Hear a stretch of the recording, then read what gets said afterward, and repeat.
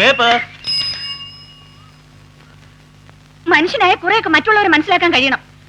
രാവിലെ 5 മണിക്ക് എണീറ്റതാ ഞാൻ. ശ്വാസം വിടാൻ സമയം കിട്ടിയിട്ടില്ല. ഞാൻ എല്ലാം ചെയ്യാൻ തയ്യാറാ, പക്ഷെ എനിക്ക് ജോലിക്കും പോണ്ടേ. ഉറങ്ങല്ലെന്ന് എനിക്കറിയാം. ഇപ്പൊ വെടി വെച്ചാ പോലും കേൾക്കുകയല്ല. പരമ സുഖമല്ലേ ഇങ്ങനെ പോച്ചു മൂടിക്കിടന്ന് ഉറങ്ങാൻ. എന്നാൽ ഒരു കൊച്ചുണ്ട്, അതിനിന്ന് പരീക്ഷയുള്ള ദിവസമാണ്. അതിനെ ഒന്ന് എഴുന്നേപ്പിക്കുക, കുളിപ്പിക്കാൻ നോക്കുക. എല്ലാം എന്റെ കുറ്റമാ. ഞാൻ കൂടുതൽ ക്ഷമിക്കും തോറും എന്നെ മുതലെടുക്കുന്നത്.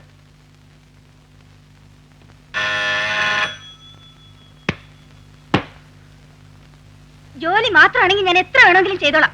പക്ഷെ നാഴിക്ക് 40 തൊട്ടല്ലേ ഈ മണി മുഴങ്ങുന്നത്. അത് ഞാൻ തന്നെ പോയി നോക്കണ്ടേ? എന്താ സാറുണ്ടോ?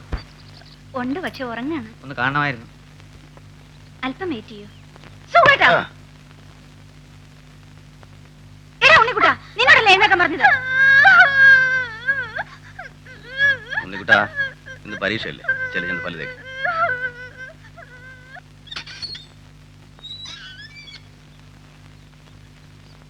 PS സാറുണ്ടോ? ഉണ്ടെന്നാ പറഞ്ഞേ.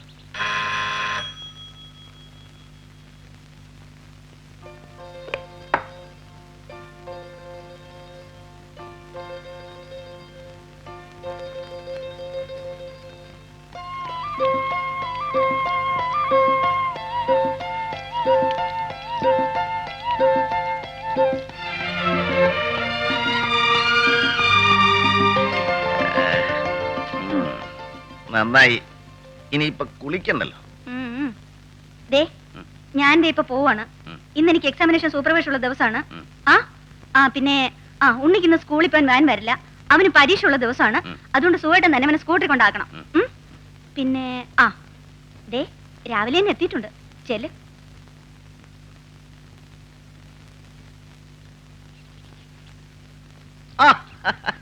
നമസ്കാരം. ഞാനേ കുളിക്കാനായിട്ട് തലയിൽ വെള്ളം ഒഴിച്ചേ ഉള്ളൂ. അപ്പോഴാണ് നിങ്ങൾ വന്നത്. ഞാൻ പലതവണ ഫോണിൽ ട്രൈ ചെയ്തു. എപ്പോൾ വിളിച്ചാലും എൻഗേജ്. അതെ, അത് ശരിയാ. മുഖ്യമായിട്ടും 2 കാരണങ്ങളാണ്. ഇവിടത്തെ ഫോൺ എപ്പോഴും എൻ്റെ ചെവിയില്ല. വിളിക്കുന്നത് നിങ്ങളെ പോലെയുള്ളവരാണല്ലോ, തുടങ്ങി താഴെ വയ്ക്കത്തില്ലല്ലോ. അത് മാത്രമല്ല, ഞങ്ങളുടെ ഈ ലൈനിൽ എപ്പോഴും കേബിൾ ഫാൾട്ടാണ്. എത്ര തവണ ഡിപ്പാർട്ട്മെന്റിനെ ശ്രദ്ധപ്പെടുത്തിയാന്നറിയോ?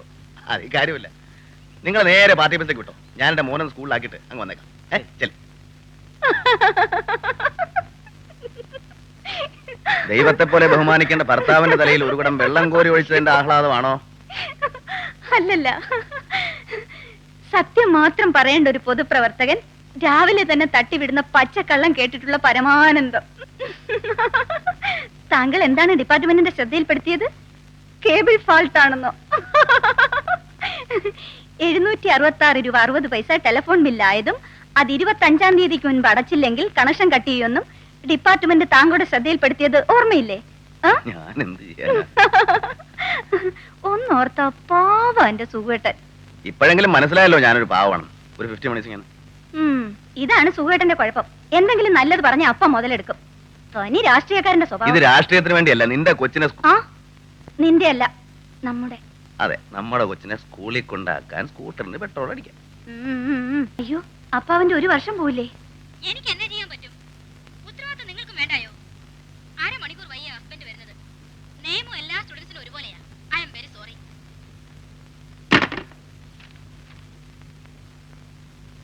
വാവേ, നിന്റെ ഈ പ്രകോപനത്തിന് യാതൊരു അടിസ്ഥാനവും ഇല്ല. ഇല്ല, എന്റെ കുഞ്ഞ് പരീക്ഷ എഴുതിയില്ലെങ്കിൽ എനിക്ക് പ്രകോപനം വരും. വാവേ, അതിന് അടിസ്ഥാനമില്ലെന്നാണ് ഞാൻ പറയുന്നത്. ഞാൻ ചോദിക്കുകയാണ്. ഒന്നും ചോദിക്കണ്ട, ഇത് പാർട്ടി മീറ്റിംഗ് ഒന്നും അല്ല. ഞാൻ ചോദിക്കുകയാണ്, എന്റെ കുഞ്ഞിന്റെ 1 വർഷം പോയ ആര് സമാധാനം പറയും? വാവേ, പ്രതിപക്ഷ ബഹുമാനമില്ലാതെ സംസാരിക്കണം. അത് എന്റെയും കൂടെ കുഞ്ഞാണ്. നീ ശാന്തമായിട്ടൊന്ന് ആലോചിച്ചു. നമ്മുടെ കുഞ്ഞിന്ന് പരീക്ഷ എഴുതി ജയിച്ചാൽ ആത്യന്തികമായി അവനൊരു MAയോ MSCയോ എടുക്കും. ഇവിടത്തെ വ്യവസ്ഥിതിയിൽ ഒരു ജോലിക്ക് വേണ്ടി തെണ്ടാനുള്ള ലൈസൻസാണ് മാതാപിതാക്കളായ നമ്മൾ അവന് നേടിക്കൊടുക്കുന്നത്. എന്റെ ഓർമ്മ ശരിയാണെങ്കിൽ ഇന്നത്തെ കണക്കനുസരിച്ച് 32 ലക്ഷം അഭ്യസ്ത വിദ്യരായ ചെറുപ്പക്കാരാണ് എംപ്ലോയ്മെന്റ് എക്സ്ചേഞ്ചിൽ പേര് രജിസ്റ്റർ ചെയ്തിട്ട് തൊഴിലിന് വേണ്ടി തെണ്ടുന്നത്. അവരെയൊക്കെ നിന്നെ പോലെ അവരുടെ അമ്മമാര് തല്ലിപ്പഴിപ്പിച്ച് പഠിപ്പിച്ച് പരീക്ഷ എഴുതി ജയിപ്പിച്ചവരാണ്. നമ്മുടെ കുഞ്ഞ് 1 വർഷം കൂടെ കഴിഞ്ഞ് തെണ്ടിയാവുന്നുള്ളൂ വിചാരിക്കാം. അതെ, സുഖട്ടമ്മനെ ഞാൻ പറയുന്നൊന്നും അനുസരിക്കില്ലല്ലോ. നീ പറഞ്ഞ എന്താ ഞാൻ അനുസരിക്കാതിരുന്നിട്ടുള്ളത്? ലോകത്ത് ആര് പറഞ്ഞാലും അനുസരിക്കാത്തവനാ ഞാൻ. നീ പറഞ്ഞ സുഖേട്ട, ഒരു രാഷ്ട്രീയക്കാരനെ സംബന്ധിച്ചിടത്തോളം ഒരു നിയമവിരുദ്ധ ഒരു അലങ്കാരമാണ്. ഞാൻ ചേർന്നില്ലേ? എവിടെ നിനക്ക് പറഞ്ഞുകൂടെ നിന്റെ ഭർത്താവ് ഒരു നിയമ വിദ്യാർത്ഥിയാണ്? പക്ഷെ മരണം വരെ സുഖമായിട്ട് ഒരു നിയമ വിദ്യാർത്ഥിയായി തന്നെ ഇരിക്കും. ഒരാഴ്ച ഞാൻ എത്ര മെനക്കെട്ടിട്ടാ യൂണിവേഴ്സിറ്റി ഓഫീസിൽ പോയി TC വാങ്ങി. എന്നിട്ട് സുഖമായിട്ട് എത്ര ദിവസം ക്ലാസ്സിൽ പോയി? അങ്ങനെ എന്നും പോയിരിക്കണമെന്നൊന്നുമില്ല. അതാണ് നമ്മുടെ വിദ്യാഭ്യാസ സമ്പ്രദായത്തിന്റെ തകരാറ്. ഞാനൊന്ന് ചോദിക്കട്ടെ? ഓ മതി മതി. എന്നാ പറ, നമുക്ക് മോനെയൊക്കെ ഒന്ന് പുറത്തു കൊണ്ടുപോയി അവനൊരു ഐസ്ക്രീം ഒക്കെ വാങ്ങിച്ചു കൊടുത്ത് അവന്റെ കുഞ്ഞു വർത്തമാനമൊക്കെ ഒന്ന് കേട്ട് നീ നിന്റെ നയം വ്യക്തമാക്ക്. പോകാമെന്നുള്ള നയം വ്യക്തമാകുന്നുണ്ട്. ഞാൻ പറഞ്ഞത് എല്ലാരും പറയും അച്ഛന്റെ നാക്ക് ശരിയല്ല. അല്ല, ഇന്ന് ഇപ്പോ എന്റെ പിറന്നാളിന് അയാൾ വന്നില്ല എന്നുള്ള പരാതി കൊണ്ട് പറയുന്നതല്ല. ഈ കുടുംബത്തിലെ ഏത് സൽക്രമത്തിന് അയാൾ വന്നിട്ടുള്ളത്? അത് അച്ഛൻ ഞങ്ങളോട് ഇപ്പൊ കയർത്തിട്ട് എന്താ കാര്യം? ഈ വിവാഹത്തിന് അന്നേ ഞങ്ങൾ രണ്ടുപേരും എതിരായിരുന്നു. അതെന്ത് വർത്തമാനമായി പറയുന്നത്? ഇപ്പൊ നിങ്ങൾ എല്ലാരും കൂടെ അങ്ങ് ഒത്തോ? ഞാൻ എന്റെ അനിഷ്ടപ്രകാരം അല്ല ഇതൊക്കെ ചെയ്തത്. നിന്റെയൊക്കെ ഭാര്യമാരോട് ചോദിച്ചു നോക്ക്. ജയന്തി, കുമാരി, എനിക്കിപ്പൊ അറിയണം, എന്റെ ഇഷ്ടപ്രകാരം മാത്രം എടുത്ത തീരുമാനമാണോ വത്സലയുടെ വിവാഹം? അവരുടെ കല്യാണം കഴിഞ്ഞിട്ട് 5-6 വർഷമായില്ലേ, പിന്നെന്താ ഇന്ന് ഇങ്ങനെ ഒരു സംശയം? നിങ്ങൾ വിഷയം മാറ്റാതെ ചോദിച്ചതിന് സമാധാനം പറ. എന്തുകൊണ്ട് വത്സലയുടെ വിവാഹത്തിന് ഞാൻ സമ്മതിച്ചു? 2 കാരണങ്ങളുണ്ട്. ഒന്ന്, അച്ഛൻ ആകെയുള്ളൊരു മോള്. പിന്നെ അമ്മയില്ലാതെ വളർന്ന മോളോടുള്ള അച്ഛന്റെ സ്നേഹം. അത് പറ. IAS കാരനോ കോൺട്രാക്ടറോ ആണെന്ന് വെച്ച് ബുദ്ധി ഉണ്ടായിക്കൊള്ളണമെന്നൊന്നും ഇല്ല. പാർട്ടിയില് സുകുമാരന് നല്ല ഇമേജാ, പക്ഷേ മുന്നോട്ട് ഇടിച്ചു കയറി വരാനുള്ള സ്റ്റാമിന ഇല്ല. അത് തന്നെയാ ഞാനും ഈ പറയുന്നത്. ഇത്രയും കാലമായിട്ട് അയാളുടെ ഒരു ഫോട്ടോയോ പേരോ പത്രത്തിൽ വന്ന് ആരെങ്കിലും കണ്ടിട്ടുണ്ടോ? പറയുമ്പോ 24 മണിക്കൂറും രാഷ്ട്രീയമാ. ഒന്നുണ്ടച്ചാ, ഈ രാഷ്ട്രീയക്കാരെ സമയം കാലമൊക്കെ എപ്പോഴാ തെളിയുന്നെന്ന് ആർക്കും പറയാൻ പറ്റില്ല.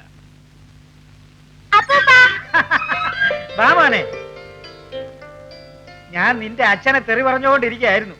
എന്താ, നിന്റെ അച്ഛൻ വന്നില്ലേ? സെക്രട്ടേറിയറ്റ് പോകേണ്ട ആവശ്യമുണ്ടായിരുന്നു. വരാൻ അങ്ങേയറ്റം ശ്രമിക്കും, ഇല്ലെങ്കിൽ വിളിച്ചു പറയാന്ന് പറഞ്ഞിട്ടുണ്ട്. അത് ശരി. പക്ഷെ നല്ലൊരു പിറന്നാളായിട്ട് ആ വിളിയും കാത്ത് എനിക്ക് വിശന്നിരിക്കാൻ പറ്റില്ലല്ലോ. യവൻ കുറച്ചുമ്പേ പറഞ്ഞതുപോലെ ഈ രാഷ്ട്രീയക്കാരുടെ സമയവും കാലവും ഒന്നും ആർക്കും നിശ്ചയിക്കാൻ പറ്റില്ല. ജയ, നീ ഒരു കാര്യം ചെയ്യും, ഉടനെ ഒന്ന് ഫോൺ ചെയ്ത് അദ്ദേഹം ഇങ്ങോട്ടെങ്ങാനും എഴുന്നള്ളുന്നുണ്ടോ ഇല്ലയോ എന്നൊന്ന് ചോദിക്കും. വേണ്ട, ചേട്ടൻ വിളിക്കണ്ട, ഞാൻ തന്നെ വിളിച്ചോളാം. വത്സല വന്നിട്ട് പായസം വയ്ക്കാൻ ഇരുന്നെങ്കിൽ ഞങ്ങൾ വലഞ്ഞേനെ. ഏതായാലും ഇപ്പോഴെങ്കിലും വന്ന നന്നായി, അല്ലെങ്കിൽ അച്ഛൻ ഇന്ന് പട്ടിണി ഇരുന്നേനെ. ഞാൻ സുഖേട്ടനൊന്ന് ഫോൺ ചെയ്യട്ടെ. ബാബാ, എല്ലാം വിളമ്പി വയ്ക്കാം. അച്ഛൻ എന്തെങ്കിലും കാരണം കിട്ടാഞ്ഞിരിക്കുക.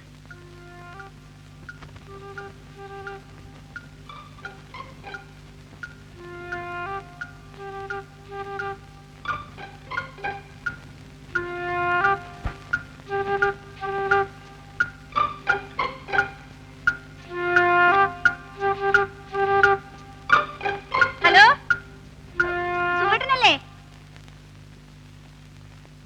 എന്താ വരാൻ പറ്റില്ലെന്നോ? അച്ഛാ, നേതാവ് വരുന്ന ലക്ഷണമില്ല. അല്ല, അയാളിപ്പോ വന്നാലും നമ്മോട് സംസാരിക്കാൻ വിഷയമില്ല. അയാൾക്ക് സംസാരിക്കാനുള്ളത് ഇവിടത്തെ കാര്യമൊന്നും അല്ലല്ലോ. എനിക്ക് പറയാനുള്ളത് കുവൈറ്റിനെ പറ്റിയാണ്. 1,80,000 ഇന്ത്യക്കാരാണ് സർവ്വതും നഷ്ടപ്പെട്ട് നാട്ടിൽ തിരിച്ചെത്തിയിരിക്കുന്നത്. വലിയ രാജ്യങ്ങൾ ചെറിയ രാജ്യങ്ങളെ ആക്രമിച്ച് കീഴടക്കുന്ന ഈ പ്രവണത നമ്മുടെ ലോകത്തെ എവിടെ കൊണ്ടെത്തിക്കും?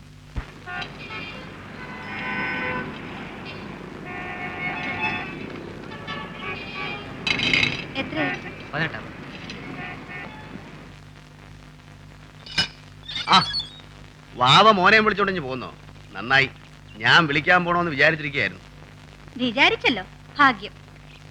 എന്താ ഇവിടെ ഒരു ഗൂഢാലോചന? ഇപ്പോഴത്തെ ഗൂഢാലോചന ടീച്ചർക്കെതിരെയാ. അല്ല, നിങ്ങൾ കോളേജ് ടീച്ചേഴ്സ് സമരം തുടങ്ങാൻ പോയില്ലേ, അതിനെതിരെ എന്ത് നിലപാടെടുക്കണമെന്നതിനെ പറ്റി ഞങ്ങൾ ചർച്ച ചെയ്തുകൊണ്ടിരിക്കുകയായിരുന്നു. നടക്കട്ടെ നടക്കട്ടെ, മോൻ വാ. ഉണ്ണി, വാവേ ഒരു 3-4 ചായ എടുത്തേ.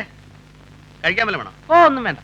ഒന്നും വേണം, താൻ തീരുമാനിച്ചാൽ മതി. താൻ കിടന്ന് ചൂടാലോ, നമുക്ക് എല്ലാവർക്കും വിശപ്പുണ്ട്, എന്തെങ്കിലും കഴിക്കാന്ന്. വാവേ, അടുക്കളയിലേ നമ്മുടെ ഷെൽഫിന്റെ മുകളിൽ 2 ടിൻ ചിപ്സ് ഉണ്ട്, മറ്റേ ടിനി മിക്സറും ഉണ്ട്. അതിനുണ്ടോ? അധ്യാപകരോ വിദ്യാർത്ഥികളോ എന്നുള്ളതല്ല, പാർട്ടിക്ക് ഈ അവസരം എങ്ങനെ ഉപയോഗപ്പെടുത്താന്നുള്ളതാണ് നമ്മൾ നോക്കേണ്ടത്, അല്ലേ? പിന്നെ അപ്പൊ നമുക്കൊരു നിലപാട് വേണ്ടേ? നിലപാടായി പറഞ്ഞത്.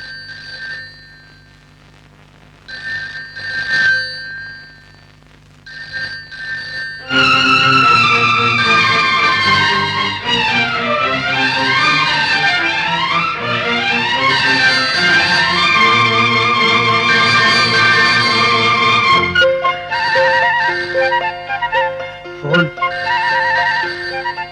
അതെ, ഫോൺ 766 രൂപ 60 പൈസ ഞാൻ അടച്ചു. അപ്പൊ ഫോണും വന്നു. ഹലോ, അതെ, ആ, താങ്ക് യു. വാവേ, ഞാനൊന്ന് വിളിച്ചോട്ടെ. പാർട്ടി ഓഫീസിലേക്കാ. 2 ആഴ്ചയായിട്ട് എന്റെ നയതന്ത്ര ബന്ധം ആകെ തകരാറില്ല. സുഖേട്ടൻ എത്ര വേണമെങ്കിലും വിളിച്ചു, പക്ഷെ ആ പ്ലഗുകളെങ്ങാനും ഇതേ തൊട്ടാൽ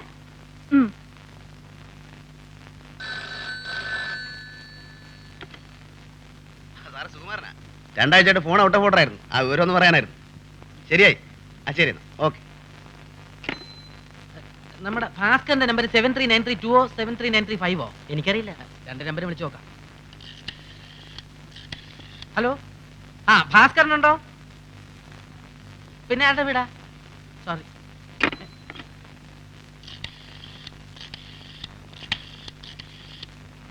ഹലോ, ആ റെയിൽവേ സ്റ്റേഷൻ അല്ലേ? ഈ കണ്ണൂർ എക്സ്പ്രസ് എത്ര മണിക്കാ പോണേ? ഇത് ചോദിക്കാനാണോ വിളിച്ചത്? 8:40.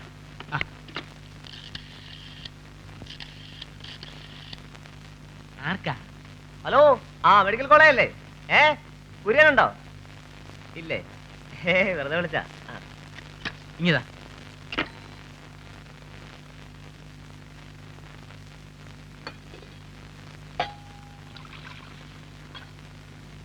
നോക്കിക്കോ, ഫോൺ എടുത്ത് ഞാൻ ബെഡ്റൂമിൽ വെക്കും. നിങ്ങളുടെ വർഗം ഇതാ, ആരുടെയെങ്കിലും ഫോൺ കണ്ടാ ഉടനെ ഒന്ന് കറക്കണം. ചുമ്മായിട്ട് കറക്കുക. എന്നാ ഇതൊരു വീടാണ്, ഫോൺ ബില്ല് പാർട്ടിയല്ല കൊടുക്കുന്നത്. ഞാൻ പറഞ്ഞിട്ടില്ലേ വാവേ, പാർട്ടിയിൽ തറവാടിത്തുള്ള ഒരേ ഒരുത്തൻ ഞാൻ മാത്രമാണെന്ന്. എന്തിനാ ഇവിടെ കൂട്ടം കൂടി ഇരിക്കുന്നത്? അധ്യാപക സമരത്തിനെതിരായിട്ട് വല്ലതും പ്ലാൻ ഇടുകയാണോ? എന്നാണ് പാർട്ടിയുടെ ഒരു തീരുമാനം. ദേ, എന്ത് തീരുമാനം കൊള്ളാം, പക്ഷേ സുഖേട്ടൻ കമാന്ന് മിണ്ടി പോരുത്. ഭാര്യ അധ്യാപികയാണെന്ന് അറിയാലോ. പാർട്ടിയുടെ ഒരു നയം. പാർട്ടിയുടെ നയമൊന്നുമില്ല, ഇവിടെ എന്റെ നയം മാത്രം നോക്കിയാൽ മതി. ഞാൻ പങ്കെടുക്കുന്നില്ല. പോരെ, വെറുപ്പിക്കണ്ട. നീ ആ മിക്സറും ചിപ്സും ഒക്കെ എടുത്തുകൊണ്ട് കഴിച്ചിട്ട് പോട്ടെ.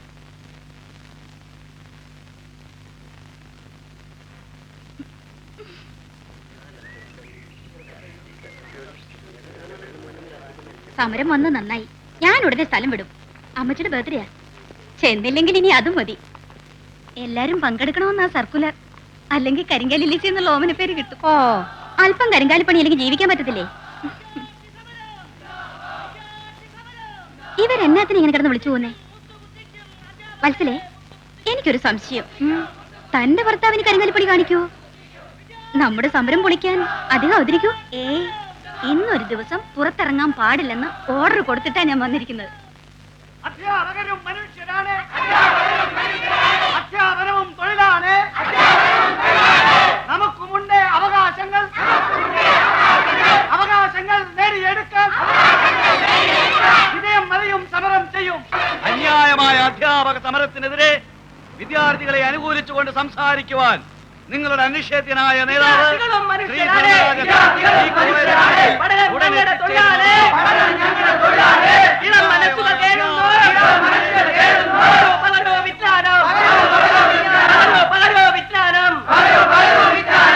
അധ്യാപകർ നീതി പാലിക്കുക, അധ്യാപകർ തൊഴിൽ ചെയ്യുക. അധ്യാപകരും മനുഷ്യരാണ്, വിദ്യാർത്ഥികളും മനുഷ്യരാണ്. അധ്യാപനവും തൊഴിലാണ്, പഠനം ഞങ്ങളുടെ തൊഴിലാണ്. നമുക്കുമുണ്ട് അവകാശങ്ങൾ, ഇളം മനസ്സുകൾ കയറുന്നു. അവകാശങ്ങൾ നേടിയെടുക്കാൻ അറിവ് പറഞ്ഞു വിജ്ഞാനം.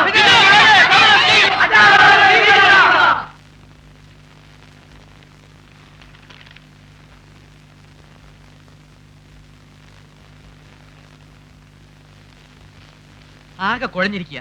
ധർണ ഉദ്ഘാടനം ചെയ്യേണ്ട ധർമ്മരാജ എത്തിയിട്ടില്ല. മാനം കാക്കണം. PS വന്നേ പറ്റൂ. ഞാൻ വരില്ല, വരില്ല, വരില്ല. ഒരു വാക്കോടെ ഒന്ന് പറഞ്ഞാൽ മതി. ഉദ്ഘാടനം ഇല്ലെങ്കിൽ നമ്മൾ നാറും. ഇതിലൊരു കുടുംബ പ്രതിസന്ധിയുണ്ട്. അച്ഛൻ ഡോക്ടറാണെങ്കിലും സ്വന്തം മോൻ അസുഖം വന്നാൽ ഓപ്പറേറ്റ് ചെയ്യാറില്ല. ഓപ്പറേറ്റ് ചെയ്യാൻ അറിയാൻ വയ്യാഞ്ഞിട്ടല്ല. വേറെ ഡോക്ടേഴ്സ് ഇല്ലെങ്കിലോ? ഇതൊരു കാഷ്വാലിറ്റി കേസാണ്. നമ്മുടെ പാർട്ടിയുടെ യുവജന വിഭാഗത്തിന്റെ അഭിമാനത്തിന്റെ പ്രശ്നമാണ്.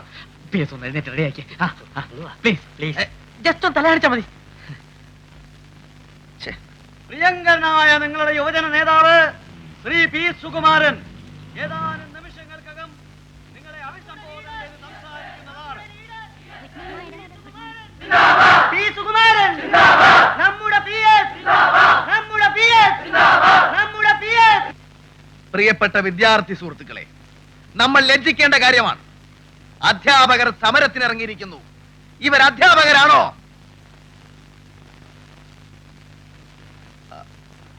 ആണോ എന്ന് ചോദിച്ചാൽ ആണ്. ഇവർ സമരം ചെയ്യുന്നത് ന്യായമാണോ എന്ന് ചോദിച്ചാൽ അല്ല. എന്നാൽ അവർ എന്തുകൊണ്ട് സമരം ചെയ്യുന്നു എന്ന് ആലോചിക്കുമ്പോഴാണ് നമ്മൾ അവരുടെ വികാരങ്ങളെ കൂടെ കണക്കിലെടുക്കേണ്ടത്. നയം മാറുന്നു. ആ, പ്രശ്നം എന്ത് തന്നെ ആയാലും അധ്യാപകർ സമരം ചെയ്താൽ പാവപ്പെട്ട വിദ്യാർത്ഥികളുടെ ഗതി എന്താവും?